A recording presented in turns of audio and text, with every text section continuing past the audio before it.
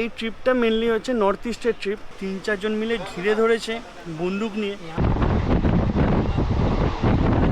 Bag চুরি হয়ে গেছে।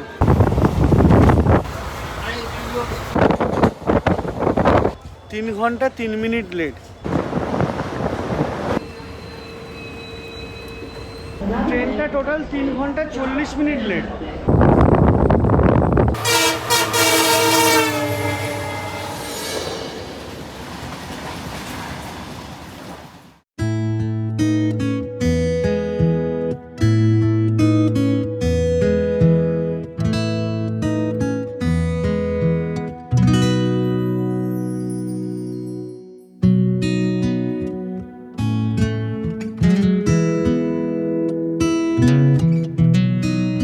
হ্যালো বন্ধুরা, ওয়েলকাম টু রাইডেrescaped ইউটিউব চ্যানেল।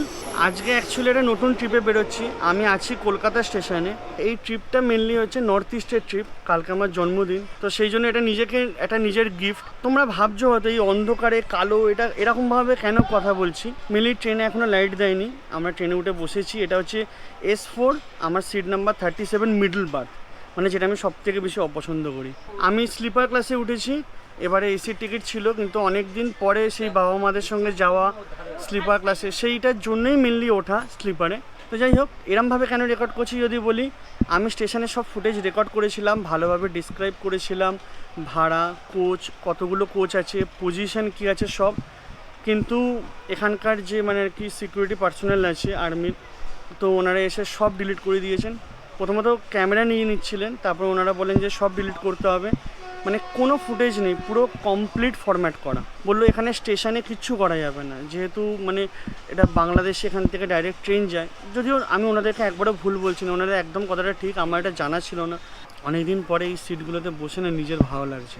এখন তো ট্রেনেও কম ওঠা হয়, আমাদের এই আরামদায়ক জীবনে আমরা সবসময় চেষ্টা করি এসিতে উঠতে।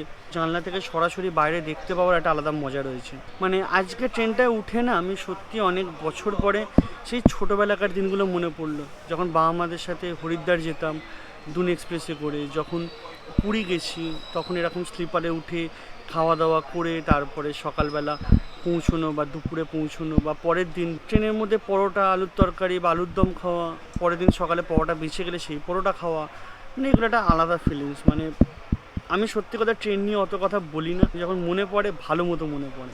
তো ফাইনালি এখন 9:05 বাজে, এখন ট্রেনে লাইট দিয়ে দিয়েছে। তো তোমাদেরকে দুটো কথা বলে দিই, 02517 এটা সামার স্পেশাল ট্রেনও বলে, আবার স্পেশাল ফেয়ার ট্রেনও বলে। এই ট্রেনটাতে টোটাল 5খানা এসি 3 টায়ারের কোচ আছে, একটা ফার্স্ট এসি কাম সেকেন্ড এসির কোচ আছে, একটা জেনারেল, আর 6টা স্লিপারের কোচ। ট্রেনটা ছাড়বে 9:40-এ, আর কালকে পৌঁছবে হচ্ছে দুপুর 3:55-তে গুয়াহাটি। টোটাল হচ্ছে 15খানা স্টপেজ, আর এনজিপি ক্রস করবে 7:40। এটা আমি রাইট টাইমের কথা বলছি। এই ট্রিপটা আর কি অপেক্ষা করছে সেগুলো দেখি। বলে না যে ভয় পেয়ে যাওয়া, ওই 3-4 জন মিলে ঘিরে ধরেছে বন্দুক নিয়ে, নিজেরই একটা কেমন একটা প্যালপিটেশন হতে শুরু করে দিয়েছে যে আমি কী ভুল করে ফেললাম। আর সত্যি কথা আমি জানলে হয়তো করতামই না, আর হয়তো এখান থেকে আমি ট্রেনই বুক করতাম না, অন্য কোথাও থেকে দেখতাম, ফ্লাইট ধরতাম, যা ইচ্ছে করতাম। তো আজকে রাত্রিরে খাবার হচ্ছে সোয়াবিন আলুর তরকারি আর রুটি। দাঁড়াও,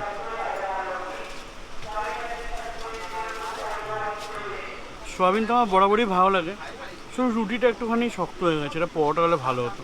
বাড়িতে বলেছিল, আমি বললাম না, ডায়েট করছি, পরোটা খাবো না।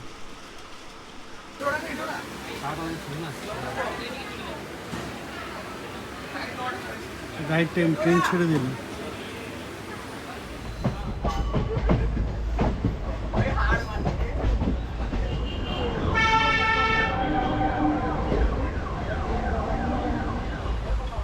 Good night.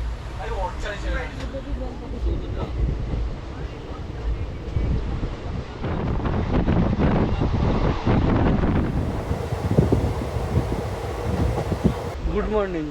ট্রেন প্রায় মোটামুটি 1 ঘন্টা 50 মিনিট মতো লেট। এখন আমরা কুমেদপুর জাংশন ক্রস করলাম, মানে এখানেই তো মোটামুটি 20-25 মিনিট দাঁড়িয়েছিল। এনজিপি ঢোকার টাইম হচ্ছে 7:40, আর কিষানগঞ্জ ঢোকার টাইম ছিল 6টা। এখন দেখাচ্ছে 7:50-এ ঢোকার টাইম। দেখা যাক। কাল থেকে বিভিন্ন রকমের এক্সপিরিয়েন্স, মানে নতুন নতুন অনেক জিনিস ঘটেছে, পরে তোমাদেরকে বলছি। ওয়েদারটা ভালো, রাত্রে একটু গরম লাগছিল ঠিক আছে, আর এখন চারদিকটা তো কুয়াশার মতো রয়েছে, বেশ ভালো লাগছে। কখন গুয়াহাটি ঢোকাবে নিজেও জানি না, হয়তো রাত্রিবেলা হয়ে যেতে পারে।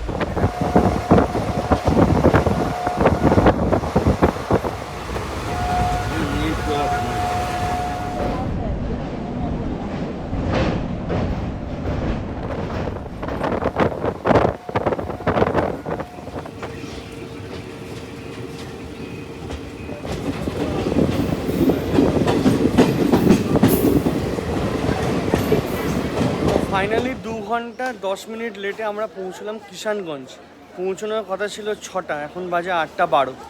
অবস্থা খুব খারাপ। ট্রেনের মধ্যে তো উল্টোপাল্টা যত ঘটনা ঘটছে, তোমাদেরকে এনজিপি ক্রস করে বা গুয়াহাটি পৌঁছে বলবো, সব ডিটেলে বলবো। আমি যে এখানে এসেছি, কতটা সাহস দেখিয়ে এসেছি আমি তোমাদেরকে বলে বোঝাতে পারবো না। সে যাই হোক, সকালবেলা একটা চিড়ে খেলাম, বাদাম খেলাম আর এই ছোলা ভাজা, আর দেখি যদি ডিম সেদ্ধ ওটা খেয়ে নেবো। তারপরে এনজিপি গিয়ে যা হবে দেখা যাবে। ওখানে 10 মিনিটের হল্ট আছে। গুয়াহাটিতে 4টে ঢোকার কথা ছিল, এখন তো মনে হচ্ছে 6টা বেজে যাবে। ওখানে গিয়ে আবার হোটেল ফোটেল করা, আজকের দিনটা পুরোটা গেল। ভেবেছিলাম একটু ওখানে ব্রহ্মপুত্রের ওপরে গিয়ে বসে থাকবো, বেশ ভালো লাগবে, কিছু হবে না।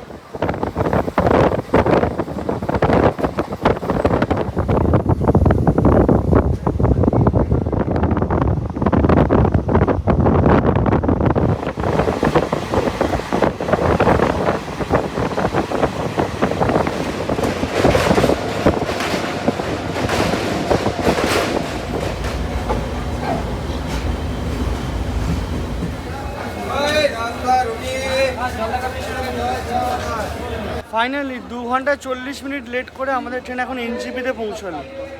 এখন বাজে হচ্ছে 10:18। যারা ডেলি যাতায়াত করে তারা বলছে এই ট্রেনটা মোটামুটি 3-3.5 ঘন্টা লেটে গুয়াহাটিতে ঢুকবে। তো তোমাদেরকে যেটা বলছিলাম যে কিছু কথা বলার আছে, ওটা হচ্ছে কালকে প্রথমত যখন তোমাদেরকে বললাম যে ভিডিও ডিলিট করে দিয়েছে, তারপরে উঠে ভিডিও করতে গেলাম, লোকে বললো আমরা শোবো, লাইট নেবানো হলো, আমিও শুয়ে পড়লাম। দিয়ে 4:36 বাজে, তখন মালদা ঢুকেছে, তখন জানা গেল আমার সামনে যারা রয়েছেন তাদের ব্যাগ চুরি হয়ে গেছে।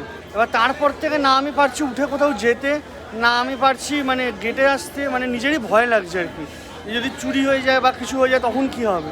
মানে খুব বাজে একটা সিচুয়েশনের মধ্যে রয়েছি, বুঝলে তো।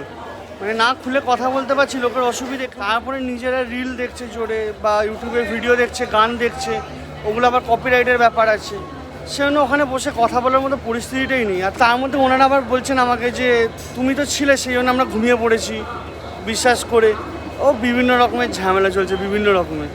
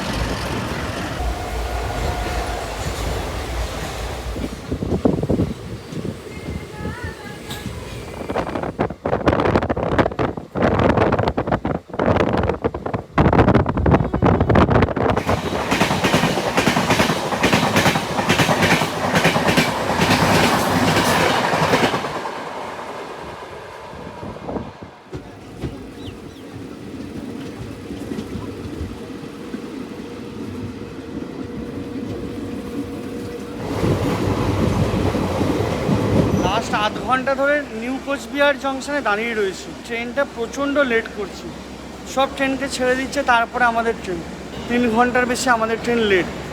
3:55 পৌঁছানোর কথা, এবার আশা করছি এখন 7টা নাগাদ পৌঁছবো। আর বিরক্ত লাগছে এবার, ওই মানে তার উপরে ব্যাগ চুরি হওয়ার পর থেকে না কোথাও যেতে উঠতে ভালো লাগছে না, কেমন একটা নিজেকে জড় পদার্থের মতো লাগছে, একটা অদ্ভুত লাগছে, অদ্ভুত। গুয়াহাটি পৌঁছলে হয়। ও পাহাড় তলা।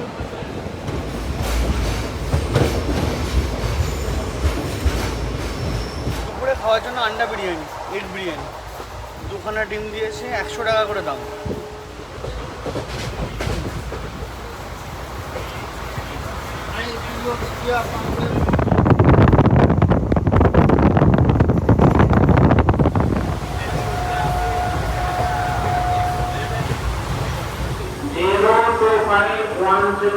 Kolkata Guwahati special train Guwahati. আমরা এখন এসে পৌঁছলাম কোকড়াঝাড় স্টেশনে।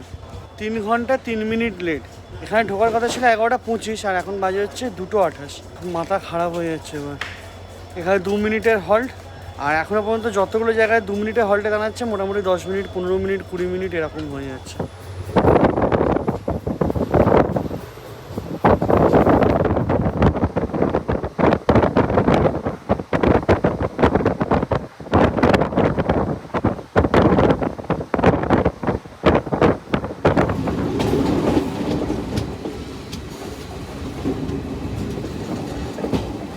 এখন নিউ বনগাইগাঁও এসে পৌঁছালো। 12:20 টাইম ছিল আর এখন বাজে হচ্ছে 3:20। আর এটা হচ্ছে গরিবরথ, মানে 02517, এটা গরিবরথ। আর এখানে এখন এই সামার স্পেশাল হিসাবে চলছে। আর ধৈর্য লাগছে না, মানে আমার মনে হচ্ছে এখান থেকে নেবে বাসে করে চলে যাই, তেমন হলে এখানেই হোটেল নিয়ে নিই। এবার বিরক্ত লাগছে এবার। যাই হোক, চলো ওখানে গিয়ে কথা বলবো। আর বেকার কথা বলে লাভ নেই, এনার্জিও নেই আর বোরিংও লাগবে তোমাদের।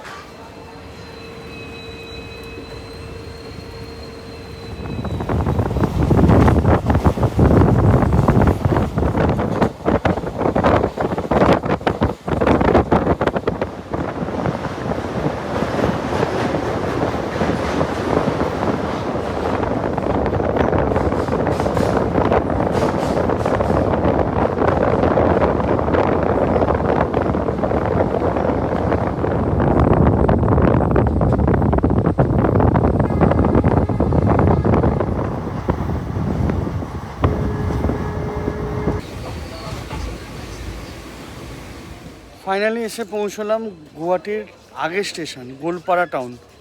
3 ঘন্টা 28 মিনিট লেট।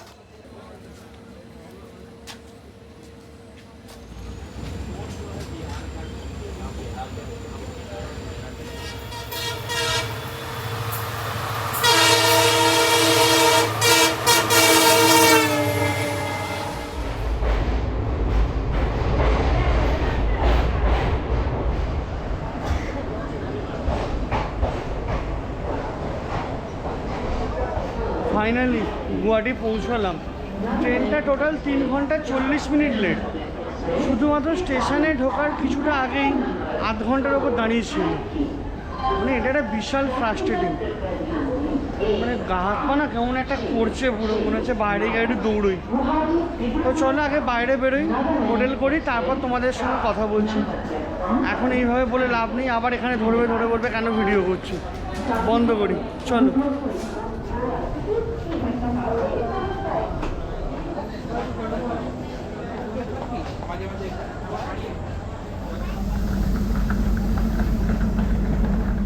তো আমি জাস্ট হোটেল ইডেনে একটা রুম নিলাম, সিঙ্গেল রুম। তোমাদেরকে রুমটা দেখাচ্ছি। আর প্রচুর ঘুরেছি, প্রায় আধ ঘন্টা 40-45 মিনিট দামের জন্য। আর তোমরা আগে ঘরটা দেখো। এটা হচ্ছে 507 নম্বর ঘর। ঢুকে এদিকে হচ্ছে বাথরুম, না খুললে ঠিকঠাক।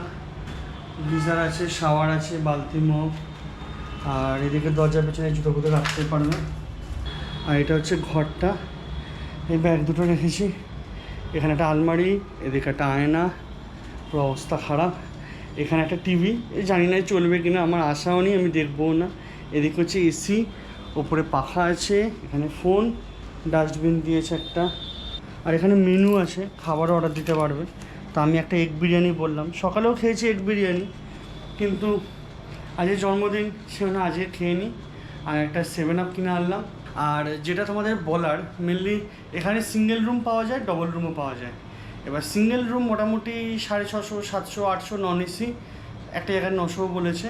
আর এসি নিলে মোটামুটি 1300, 1400 এরকম রেট। আর কিছু কিছু জায়গায় ডবল বেড এসি, যেগুলো তোমার নর্মাল যে রুমগুলো হয় সেগুলো 1500, 1600, 1400, আর ডিলাক্স নিলে 2000। তো এরকম পুরো সিন। আর এটা হচ্ছে একদম আমার ওই স্টেশনে যে বেরোলাম ওখান থেকে কাছে। আমি বেশি আর কি দূরে নিতে চাইছিলাম না, কারণ আবার যখন বেরোবো লাগেজ নিয়ে যেতে হবে। তো এই রুমটা আমার সিঙ্গেল এসি পড়েছে 1120, মানে 1000 টাকা প্লাস 12% জিএসটি। আর এরকমই একটা নন এসি রুম আছে, সেটা বোধহয় 650 টাকা না 600 টাকা ছিল। এটা হচ্ছে হোটেল ইডেন। এখানে পপুলার হচ্ছে হোটেল ময়ূর, তারপরে বন্দনা, এগুলো খুব পপুলার। আর একটা যে মেন কারণ যার জন্য আমার এই হোটেলটা নেওয়া, 1200 টাকা বা 1300 টাকায় ঘরটা অনেক ভালো পেয়েছিলাম, ডবল বেড, খুব ভালো হয়। এটাতে সুবিধা হচ্ছে 24 ঘন্টা, মানে আমি যদি ওই হোটেলগুলো নিই তাহলে আমাকে সকাল 12টায় চেক আউট করতে হবে। এবার সকাল 12টা থেকে পরের দিন আবার 12টা অবধি আরেকটা দিনের ভাড়া।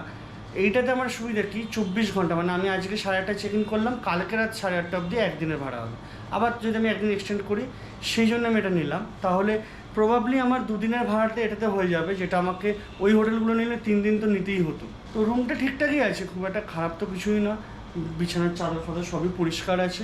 ভালো করে চান করে মানে একটা শান্তি লাগছে, মানে মনে হচ্ছে যেন কতদিন ধরে চান করিনি, মানে এত শান্তি, ফ্রেশ লাগছে। সে যাই হোক, আমার বিরিয়ানি চলে এসছে। আমি জানি না আমি ভুল করেছি কি না, ওটা অদ্ভুত দেখতে, আশা করছি ভালো হবে। গন্ধটা তো ঠিকঠাক লাগছে, তোমাদেরকেও দেখাই।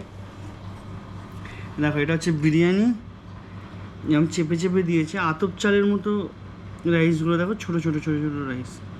ডিম একটা এখানে আছে, ওর ভিতরে গ্রেভি আছে। চলো এটা খেয়ে দেখি কেমন হয়। উল্টো হাতে খাচ্ছি,